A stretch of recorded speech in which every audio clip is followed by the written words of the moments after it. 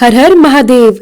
3 महानिशाओं में अंतिम कही जाने वाली महाशिवरात्रि के पावन अवसर पर 4 पहरों में भगवान शिव का 4 विशेष अभिषेक करना उनकी कृपा पाने का सबसे आसान और प्रभावशाली उपाय माना गया है। महाशिवरात्रि के दिन यदि कोई भक्त चारों पहरों में विधि पूर्वक भगवान शिव की पूजा करता है तो वह सभी पापों से मुक्त होकर धर्म, अर्थ, काम और मोक्ष चारों पुरुषार्थ की प्राप्ति करता है।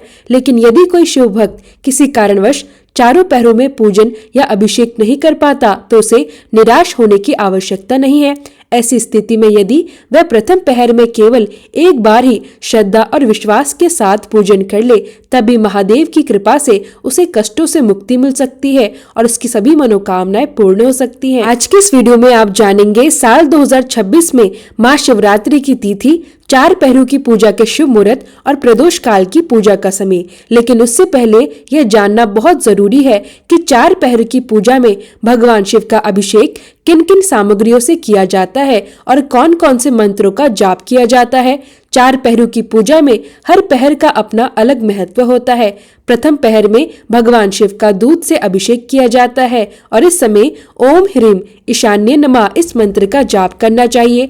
दूसरे पहर में ओम ह्रीम अघोराय नमः इस मंत्र का जाप करते हुए भगवान शिव का दही से अभिषेक करना चाहिए। तीसरे पहर में ओम ह्रीम वामदेवाय नमः इस मंत्र के साथ घी से अभिषेक किया जाता है और चौथे तथा अंतिम पहर में भगवान शिव का शहद से अभिषेक करें और ओम ह्रीम सघोजाताय नमः इस मंत्र का जाप अवश्य करें। चारों पहर की पूजा में शिवलिंग का अभिषेक करना अनिवार्य और अत्यंत आवश्यक होता है। यदि आपके आसपास कोई शिव मंदिर हो तो चारों पहरों की पूजा वहां जाकर करना श्रेष्ठ माना जाता है। लेकिन यदि यह संभव न हो तो आप घर पर भी मिट्टी का शिवलिंग बनाकर विधि पूर्वक उसका अभिषेक कर सकते हैं। अब चलिए जानते हैं महाशिवरात्रि 2026 के शुभ मुहूर्त के बारे में। और यदि यह जानकारी आपको अच्छी लगे तो वीडियो को लाइक करें और कमेंट बॉक्स में हर हर महादेव अवश्य लिखिएगा। महाशिवरात्रि का पावन पर्व हर वर्ष फाल्गुन मास के कृष्ण पक्ष की चतुर्दशी तिथि को मनाया जाता है। मान्यता है कि इसी दिन भगवान शिव और माता पार्वती का विवाह संपन्न हुआ था। साल 2026 में चतुर्दशी तिथि 15 फरवरी रविवार की शाम 5:04 से प्रारंभ होगी और 16 फरवरी सोमवार की शाम 5:34 पर समाप्त होगी। उदया तिथि के अनुसार इस वर्ष 15 फरवरी रविवार को ही महाशिवरात्रि का व्रत रखा जाएगा। यह व्रत सुबह सूर्योदय से प्रारंभ होकर अगले दिन सूर्य उदय तक रहेगा। महाशिवरात्रि के व्रत में कई लोग निर्जल और निराहार रहकर व्रत रखते हैं तो कुछ लोग एक समय फलाहार ग्रहण करके भी व्रत का पालन करते हैं। जिनकी शारीरिक सामर्थ्य व्रत रखने की ना हो वे भी इस दिन शुभ मुहूर्त में भगवान शिव और शिवलिंग की पूजा करके व्रत जितना ही पुण्य प्राप्त कर सकते हैं। 15 फरवरी को ब्रह्म मुहूर्त का समय रहेगा। सुबह 5:17 से 6:08 तक सूर्योदय होगा। 7 बजे सूर्यास्त होगा 6:11 पर। इस वर्ष शिवरात्रि के व्रत के दिन अत्यंत शुभ सर्वार्थ सिद्धि योग बन रहा है जो सुबह 7 बजे से प्रारंभ होकर शाम 7:48 तक रहेगा। अमृत काल रहेगा दोपहर 12:59 से 2:41 तक। राहु काल जो कि अशुभ माना जाता है शाम 4:47 से 6:11 तक रहेगा। भद्रा का समय शाम 5:04 से प्रारंभ होकर अगले दिन 16 फरवरी की सुबह 5:23 तक रहेगी। 4 पहर की पूजा के शुभ मुहूर्त कुछ इस प्रकार है।